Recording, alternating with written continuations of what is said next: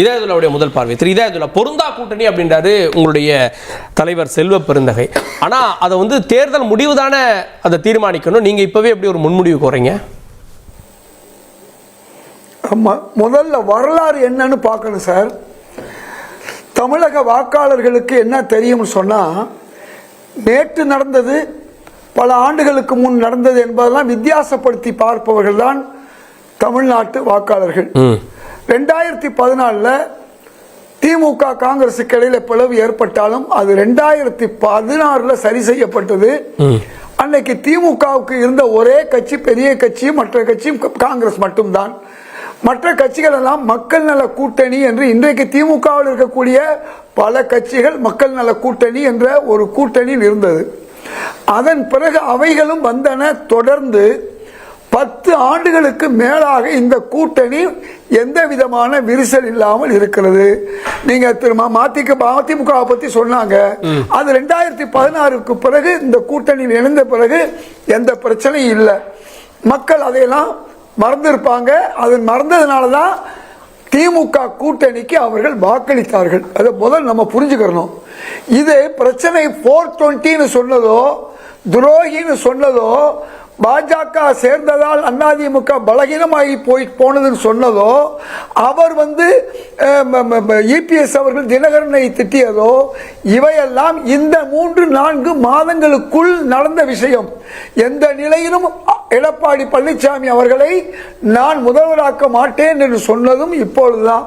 அது மாதிரி பாஜக கூட்டணியிலிருந்து விலகியது 5 மாசத்துக்கு முன்னதான்.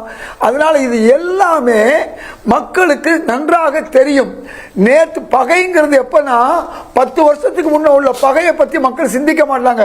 அதனாலதான் கோர்ட்ல வாய்தான்னு போடுவாங்க. அது டிலே பண்ண டிலேட் ஆயிரும். அந்த அடிப்படையில் நீங்க வரலாறு பார்த்தீங்கன்னு சொன்னா, திமுக காங்கிரஸ் கூட்டணியில பங்கு கேட்கிறதோ அல்லது ஆட்சி கூடுதலா இடம் கேட்கிறது என்பது தாய்ப்புள்ள, அதாவது ஒவ்வொரு கட்சிகளையும் கேட்க போறது. இப்ப கூட இன்னைக்கு வந்த திரு தினகரன் கூட எனக்கு 10 கொடு 15 கொடுன்னு கேட்பாரு. இதெல்லாம் முக்கியம். காங்கிரஸ் திமுக கூட்டணியில் இருக்க கட்சிகள் கூடுதலாக இடம் கேட்டிருக்கு. முஸ்லீம் லீக் கூட திரு காதர் மைதீன் அவர்கள் 16 இடம் எங்க சமுதாயத்துக்கு கொடுங்கன்னு கேட்டிருக்காரு. அதே மாதிரி விசிகா கேக்குது, அதே மாதிரி கம்யூனிஸ்ட் கட்சியில கேக்குது. ஆனா நாங்க கேட்கிற விஷயத்தினால எங்களோட பிளவு கிடையாது. இந்த இடத்துல யாரோ ஒருத்தர் தாவேக்கான்னு சொன்னது அல்ல, அகில இந்திய தலைமை என்ன சொல்லுங்கிறத நாங்க பாக்குறோம். இன்னைக்கு திமுக காங்கிரஸ் கூட்டணி இன்றைக்கு மற்ற கட்சிகளோடு பலமா இருக்குது. இன்னைக்கு பலவீனமா நாளுக்கு நாள் பலவீனமா போனதுன்னு சொல்லி இல்ல சார், அந்த பலவீனம் தான் சரி செய்யப்பட்டு வருது. நீங்க ஏன் பார்க்கல சார்? முரண்ணா இருந்தவங்க எல்லாம் ஒண்ணு சேர்றாங்க சார். திமுக கூட்டணிக்கு போட்டியா 23ஆம் தேதி அவ்வளவு பேரை களத்துல நிப்பாட்ட போறாங்க மோடியோடு அப்படின்றாங்க. நீங்களே சொல்லிட்டீங்க, நாங்க அரணா இருக்கோம், அவங்க முரணா இருக்காங்க. இந்த முரணா இருக்கிறது எப்ப உரணா மாறும் அப்படிங்கறத மக்கள் பாக்குறாங்க. நீங்க எப்படி சந்தர்ப்பவாத கூட்டணி? பாவம் நம்முடைய தினகரன் அவர்கள் இன்றைக்கு நல்ல ஒரு நிலையில இருந்தாரு. வேற வழி இல்லாம இன்னைக்கு ஃபெரா கேஸ், அதன் பிறகு சுகேஷ் கேஸ், அதாவது பணம் கொடுத்த கேஸ், அதுக்கு பிறகு 3 கேஸை தூசி தட்டிய பிறகு நேற்று வரை வீரனாக இருந்தவரை வேறு வழி இல்லாமல் ஆக்கிவிட்டார்கள். நான் உள்ளபடி இந்த வகையில் நான் தினகரன் மீது பரிதாபப்படுறேன். இப்பொழுது தாவேகாவை எப்படியாவது கொண்டு வரலாமா என்பதுக்கு தான் இன்னைக்கு சென்சார் போர்டு பிரச்சனை, கரூர் பிரச்சனை, இப்படி எல்லாம் இன்னைக்கு பாஜக செய்து கொண்டிருக்கிறது. ஆனா எது எல்லாம் மக்கள் புரிஞ்சு கொண்டிருக்கிறார்கள். தாவேகா மீது, விஜய் மீது எந்தெந்த அளவுக்கு அவர்கள் பழி வாங்குகிறார்கள், அவரை பயமுறுத்துகிறார்கள், அவரை நாளைக்கு தன் அடியில கொண்டு வர போகிறார்கள் என்பது மக்கள் பார்க்கிறாங்க. இந்த பக்கத்தில் திரு தினகரன் அவர்களையோ அன்புமணி அவர்களுடைய வழக்கு உங்களுக்கு நன்றாக தெரியும். மருத்துவக் கல்லூரி கொடுத்ததில் உள்ள முறைகேடுகள் எல்லாமே அதை வைத்துக் கொண்டு பாமகவுடைய அன்புமணியை இழுத்திருக்கிறார்கள். அங்கே அப்பா பிள்ளைக்குள்ள சண்டை. எப்படி இந்தியா முழுக்கும் பல கட்சிகளை அவர்கள் பிளந்தார்களோ பாஜக, அதே மாதிரி தமிழ்நாட்டில் ஒரு அப்பா புள்ள சண்டையை கூட உருவாக்கிட்டாங்க.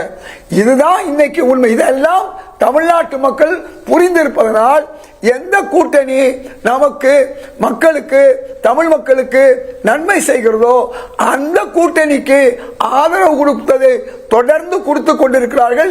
இல்ல கொடுப்பார்கள். நீங்க அதான் மிரட்டி கூட்டணி அப்படின்றீங்க. அன்று பேசினவங்களா ஒண்ணு சேர்ந்தாங்களே, எப்படி நீங்க ஏத்துக்கிறீங்கன்னு கேக்குறீங்க. இதெல்லாம் பயத்தின் வெளிப்பாடு திமுக கூட்டணி அப்படின்னாரு பொங்கலூர் மணிகண்டன் அப்ப சொன்னார்.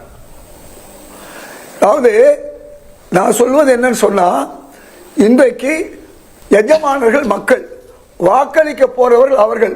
அவங்க பார்க்கறது 10 வருஷத்துக்கு முன்ன இருந்து அவங்க ஒன்றிணைந்து அவர்களெல்லாம் நம்ம ஆதரிச்சுக்கிட்டே இருக்கோம். தொடர்ந்து 19 ஆதரிச்சோம், 21 ஆதரிச்சோம், 24 ஆதரிச்சோம், உள்ளாட்சியில் ஆதரிச்சோம்.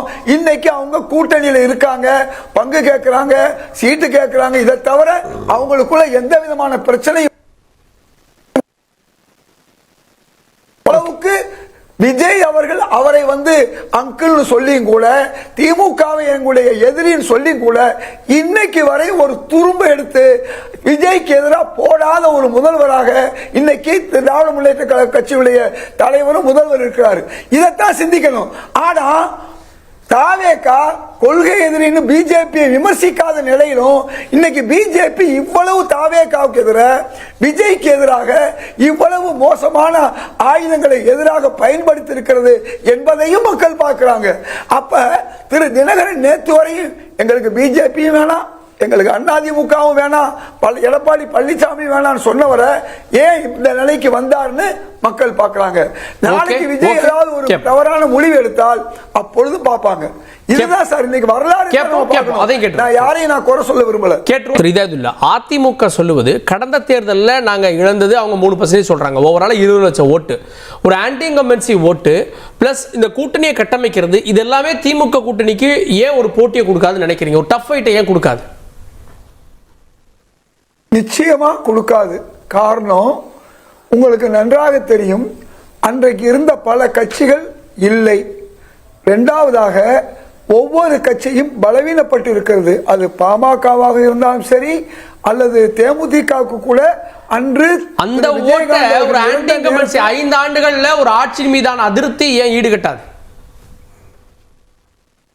எவ்வளவு ஈடுகட்டுன்னு பாருங்க. நீங்க கணக்கு போட்டு பாருங்க. 46 இருந்து 52% வாக்குகள் வச்சிருக்கு. அதுக்கு பிறகு மக்கள் நீதி மையம் வந்திருக்கு. இன்னைக்கு ஓபிஎஸ் கட்சியில இருந்த அவ்வளவு தளபதிகளும் ஒன்னு சேர்ந்து திமுகவுக்கு வந்திருக்காங்க. அப்ப நீங்க இதையெல்லாம் யோசிச்சு பார்க்கணும். ஏற்கனவே தேமுதிகவில் இருந்தவர்கள் பல எம்எல்ஏக்கள் போய் தான் இன்னைக்கு ஈரோடுல அவர் ஜெயிச்சு வந்தாரு. இப்படி எல்லா கட்சிகளும் சிதறுண்டு போன ஒரு சூழல்ல அன்னைக்கு நிற்கும் போது உங்களுக்கு 2 கட்சியும் எதிராக இருந்துச்சு. அமமுகவும் அதிமுகவும் எதிராக நின்றுச்சு. அதே மாதிரி பார்லிமெண்ட் தேர்தலில் அமமுக மோடிக்கு எதிராக வாக்கு கேட்டாங்க. இதுக்கு ராகுலுக்கு எதிராக வாக்கு கேட்டாங்க. அந்த மாதிரி நீங்க பிளவுபட்ட நிலையில இந்த 18, 20, 3 நீங்க சேர்க்க முடியாது. இதுக்கு மேல சமீபத்தில் எப்படி சேர்ந்திருக்காங்கன்னா மக்கள் என்ன பார்க்கறாங்க? நேற்று வரையும் பிரச்சனையில இருந்தாங்க, சண்டை போட்டாங்க, துரோகினாங்க, 420 அவங்க எல்லாம் இன்னைக்கு ஒன்று சேர்ந்திருக்காங்கன்னா மக்கள் நினைவுகள் எப்பவுமே நிற்கும். இது ஒரு பக்கம் இருக்கட்டும். எங்க தலைவர் செல்வ பெருந்தகை சொன்னதை நீங்க சொன்னீங்க, மூழ்கின்ற கப்பல்னு சொன்னார். பொருந்தாத கூட்டணி. இப்ப முதலையும் யானையும் கைத்த கட்டிட்டா என்ன நடக்கும்? எலியும் தவளையும் கைத்த கட்டினா என்ன நடக்கும்? அதுதான் இன்னைக்கு நிலைமை. 21 அப்படி இல்ல. 21 அவங்க ஓரளவுக்கு வாக்குகள் வாங்கினாங்க. அப்ப கூட திராவிட முன்னேற்ற கழக தலைவர் ஸ்டாலின் அவர்களை வெல்ல முடியல. இன்னைக்கு பலவீனப்பட்டிருக்காங்க. திமுக கூட்டணி கூடுதலா போயிருக்கு. இப்ப மூழ்கல அதிமுக மிதக்கக்கூடிய கப்பல் தான் நான் சொல்வேன். சார், நீங்க 2019 வாங்கின ஓட்டுக்கும் 2024 வாங்கின ஓட்டும் குறைஞ்சிருக்குல்ல சார்? நீங்க 40% ஜெயிச்சிருக்கலாம். ஆனா ஓட்டு % குறைஞ்சிருக்கு இல்ல சார். பெர்சன்டேஜ் காரணம் நீங்க ஒட்டுமொத்த வாக்குகளை பார்க்கணும். பதிவான வாக்குகளை வச்சு கணக்கு போட்டீங்கன்னா சரியா வந்துடும். இப்ப நான் என்ன சொல்ல வர்றேன், மிதந்துகிட்டு இருந்த அதிமுக கப்பல்ல பிஜேபி ஏறினால பலவீனம் சொல்லி நான் சொல்லல, திரு தினகரன் தான் சொன்னாரு. இந்த 2 பேரும் சேர்ந்ததுனால அதிமுக பலவீனமாச்சுன்னு சொல்லி இந்த 3 மாசத்துக்குள்ள சொல்லி இருக்காரு. அப்ப மூழ்கின்ற கப்பலா இருக்க அதிமுக கப்பலை காப்பாற்றுவது திரு எடப்பாடி பழனிசாமிக்கு நிச்சயமா அவருக்கு இருக்கு. இப்படிப்பட்ட ஒரு சூழல்ல இந்த ரெண்டு கூட்டணியை பத்தி மக்கள் வச்சிருக்க கணக்கு என்பது தொடர் கணக்கு. தொடர் ஒரு பக்கம் வெற்றி, ஒரு பக்கம் தொடர் தோல்வி. அதிமுக 3வது இடத்துல எத்தனை தடவை போச்சு, எத்தனை இடத்துல போச்சு, அதாவது 4வது இடத்துல எத்தனை இடத்துல போச்சு. டெபாசிட் இல்லாம போனது எப்படிப்பட்ட அதிமுக? திமுகவுக்கு இணையா இருந்த ஒரு அதிமுக இன்றைக்கு இந்த அளவுக்கு பலகீனப்பட்டு போயிருக்கு. அங்க இருந்தவர்கள் திரு செங்கோட்டையன் மட்டுமல்ல, பலர் அங்கிருந்து திமுகவில் சேர்ந்திருக்காங்க. இதையெல்லாம் நீங்க பார்க்கும்போது திமுக கூட்டணிக்கு பலம் கூடிக்கொண்டே போகுது. அது நீங்க 48 வச்சாலும் சரி, 52 வச்சாலும் சரி, கூட தான் போகுது. ஆனா இந்த 18, இந்த 20 இவையெல்லாம் எதிராக இருந்த வாக்கள் ஒன்னு சேரும்போது கிடைக்குமான்னு சொல்ல முடியாது. அதனால எந்த கட்டத்தில் போனாலும் 40 விழுக்காடு வாக்குகளுக்கு உள்ளதான் யார் இருக்க முடியும், பிஜேபி கூட்டணி இருக்க முடியும். இவ்வளவுக்கும் அன்னைக்கு அதிமுக ஆட்சியில இருந்துச்சு, இன்னைக்கு அதிமுக ஆட்சியில இல்ல. 40% என்டிஏ வாங்குன்றீங்க. 40% கீழே வாங்கினா அது எண்டு கூட்டணி தான். அதாவது 50% விஜய் வர்றதால ஒரு தனி கட்சி 40% வாங்குறதே பெரிய விஷயம் இல்ல சார். விஜய் ஒரு 10%, 15, 20 பிரிச்சா நீங்க இப்ப நம்ம விஜய பத்தி பார்க்காம பேசிட்டு இருக்கோம். விஜய் யார் ஓட்டு எடுப்பாரு? ஒண்ணு அதிமுக ஓட்டு எடுப்பாரு, ரெண்டாவது நம்முடைய நாம் தமிழர் கட்சி ஓட்டு எடுக்கிறாரு. அதனாலதான் நாம் தமிழர் கட்சிக்கு திமுக இன்னைக்கு 7ஆம் பொருத்தமா இருக்கு. திமுக ஓட்டுல நீங்க 2% வச்சுக்கோங்க, 1-2% வச்சுக்கோங்க, வச்சா கூட 48%. 48%க்கும் 38, 37 இந்த விஜய் கட்சி பிரிச்சா என்ன நடக்கும்?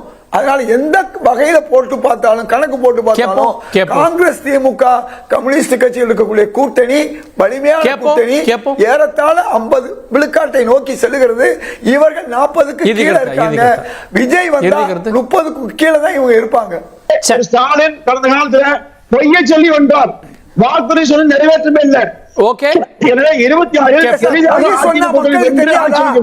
தொடர்ந்து ஜெயிக்கிறார் சார். தொடர்ந்து திரு ஸ்டாலின் அவர்கள் ஜெயிச்சுக்கிட்டே வர்றாரு. பொய் சொன்னா